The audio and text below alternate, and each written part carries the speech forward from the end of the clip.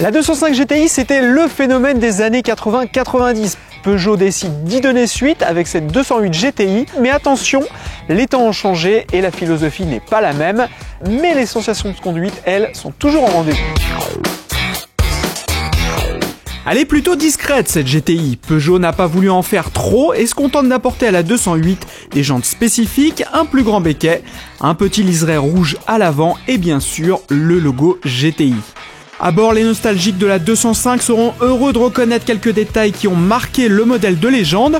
Les sièges baquets adoptent un design dans le même esprit jusqu'aux surpiqûres rouges, du rouge également par touche sur les compteurs, le volant et les poignées de porte.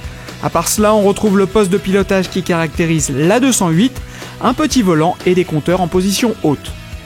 Techniquement, la 208 GTI fait appel à des suspensions plus fermes, ses voies avant et arrière sont légèrement plus larges et la sonorité de l'échappement est revue. Les vocalises sont sympathiques quand on grimpe dans les tours.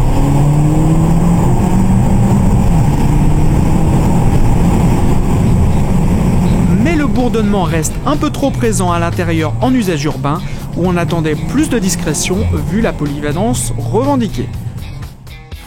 Pièce maîtresse, le moteur. Il s'agit là du 1,6 litre THP de 200 chevaux, un bloc suralimenté et costaud dès les bas régimes. Il est associé à une boîte manuelle à 6 rapports, un peu longue à partir de la 4e vitesse. Alors faut être clair dès le départ, cette 208 GTI n'est pas une sportive radicale. Peugeot s'en cache pas, il l'annonce comme une voiture polyvalente, c'est d'ailleurs le cas. On a un niveau de confort qui est quand même assez proche de celui de la version classique.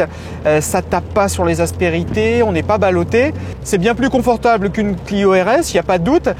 Mais en revanche, on prend vraiment du plaisir avec les bons ingrédients de cette 208. Un petit volant, un poids qui reste quand même limité, une petite taille. On a une maniabilité qui est super. Tout ça avec ce moteur-là qui est disponible à tous les régimes. À partir de 1700 tours, on a tout le couple. Alors ça, c'est vraiment chouette. On peut reprendre sur tous les rapports. Bref, c'est une voiture avec laquelle on a du plaisir, qui est facile. Elle est assez neutre, elle se place très bien dans les virages.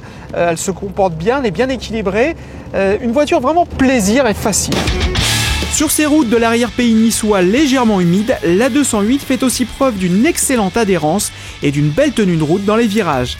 La motricité est excellente et on n'observe aucun effet de couple en virage. Et puis on va profiter de l'essai de cette 208 GTI pour regarder d'un peu plus près le système connecté Peugeot Apps, car il n'était pas disponible au lancement de la 208 il y a quelques mois. Alors comment ça se présente? Il s'agit d'une clé, un peu comme une clé USB, qu'on branche sur l'une des deux prises situées au bas de la console centrale. Cette clé contient un modem 3G et les applications. Les applications, on en a une petite dizaine. Elles sont centrées surtout sur la navigation. On a de l'information trafic, la recherche sur les pages jaunes et puis quelques applications sympas comme le prix des carburants dans les stations environnantes. C'est assez pratique, c'est plutôt bien intégré.